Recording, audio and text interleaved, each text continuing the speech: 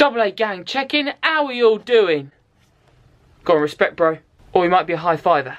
In today's video, I'm going to be telling you my 2019 Get Fit checklist in 6 easy steps. These tips are essential and can be applicable to anyone. That's what's coming up, so stick around. It's lovely to have you join. FYI, just up there's some video footage of free resources I've got for you. The first link's in the YouTube description. I want you to be part of the Double A gang with me because my name's Albert Aldridge, Double A, get it? And if you'd like to me, you're going to have to do one thing for me first, and that is film yourself yodeling to the song Do Re Mi from The Sound of Music. Send it to me on Instagram and then I'll judge you out of 10. If you don't get more than 7 out of 10, I'm afraid you're not part of the Double A gang. Cheers, see you later. I'm just kidding. All you need to do to be part of the gang is hit the subscribe button as well as the notification bell so you don't miss any of my daily check-ins. With this channel I upload daily and I teach people about how to lose fat and build muscle around their current lifestyle. 5 videos per week are more how-to videos that you can apply to your own training regime or nutrition plan, and then for 2 videos it's following my own journey to becoming a CrossFit athlete as well as an Olympic standard nutritionist. It'd be nice to have you join. Now I'm going to go over the 6 elements of my 2019 Get Fit checklist. The first one on the checklist is make a commitment. Very easy to say, I'm going to start getting fit tomorrow, I'm going to start going to the gym on a regular basis starting next week, but you actually need to commit to that. So strategies you can put in place, you can either go quite minimalistic with this or go a bit bigger. So on a smaller scale, I'd recommend anything like a phone alarm every morning that you always stick to. You could have some posters up on your wall which can act as some motivation to help you get up in the morning, or you can have some sort of journal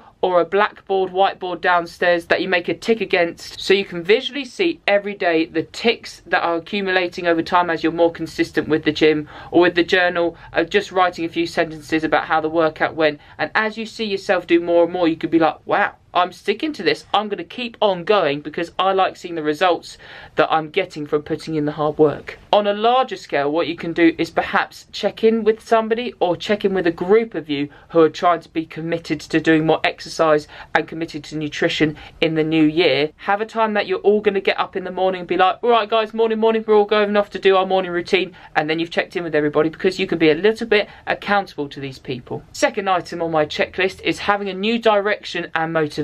This can either be something that you're already familiar with and you want to get better at, or it could be something completely new. For example, if you're a runner and you're used to running, I don't know, 5k distances, then you can set yourself a target in the new year.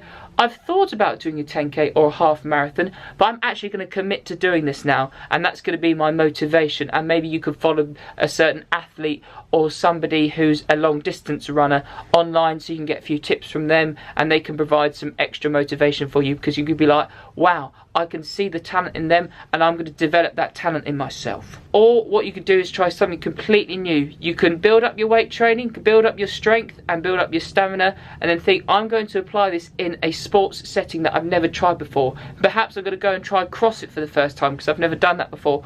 Or I'm going to try breakdancing. That's actually something I'd quite like to try. I came up with that on the spot, but breakdancing, I fancy myself at. I could spin on my head. What's your opinion? Do you think I could be a good breakdancer? Let me know in the YouTube comments. Then what you can do is research if there are classes for breakdancing near you. Join one. Start going to every week, learn the new skills. See what happens. Third tip, and this was going to come up, you need to commit to nutrition. If you want to get ripped, if you want to see a six-pack, if you want to just lose a little bit of weight and get a little bit more toned, then you need to commit to having better nutrition. Usually people are coming from the standpoint that they haven't actually tracked anything before. So what I recommend you do is work out your maintenance calories with my weight loss calorie calculator in the YouTube description.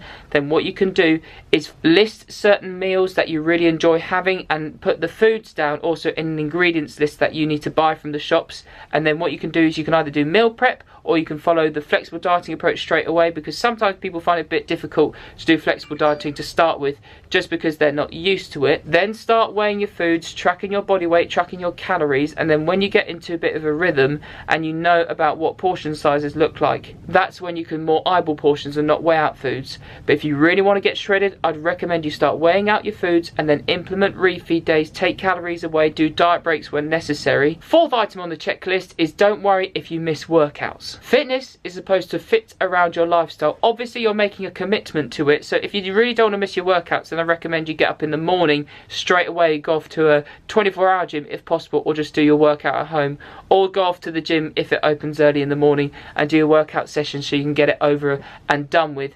But if you do find you have a day, if you're somebody who can only go in the evening and you miss a workout, don't worry about it, because it could be very easy to think, I've missed a workout, what's the point of going tomorrow because I've completely gone off track with my workouts from missing this one day, and this is just a slippery slope of me stopping fitness again. Don't get into that mindset. Miss the workout, don't worry about it, put it behind you and then get back on the wagon the day after. Fifth item on the checklist is your mindset. You're going to need to adjust your mindset when it comes to certain social situations. It's absolutely fine to have an alcoholic beverage and going out to party. You need to enjoy yourself because fitness needs to fit around your lifestyle. But if you really want to lose weight, and if you are in a position where you have some sort of health problem that needs to be sorted out, you may need to be more committed and change your mindset to getting healthy. But coming from the standpoint of alcohol, remember there are calories within alcohol. So if you're somebody who likes to have loads and loads of beer and wine, you are going to be taking on a lot of calories, and that may cause you to gain weight when you actually want to be losing weight.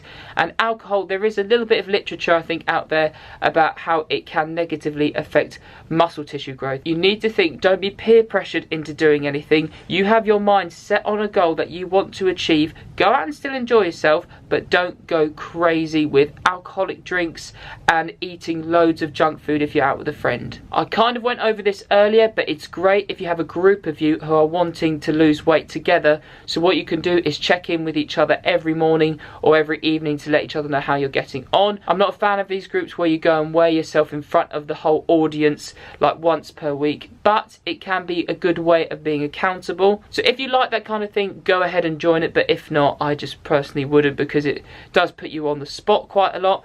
But really the accountability, I find the best to be when you're one-on-one with person, because I'm learning the Olympic lifts with a friend of mine, and because I'm accountable to him, I have to make sure that I keep my practice up so I can keep progressing with the Olympic lifts. Because when you're doing it to one person, it's very easy to feel guilty because you're not able to hide behind other people if you're in a group. Because it's one-to-one, there's nowhere to hide. Have a coach so you can stay on track. Thank you very much for watching the video. It's great to have you. If you're still watching, you're probably interested in joining the AA gang. Make sure you smash the like button, as well as the notification bell and the subscribe button. I'll see you in tomorrow's video.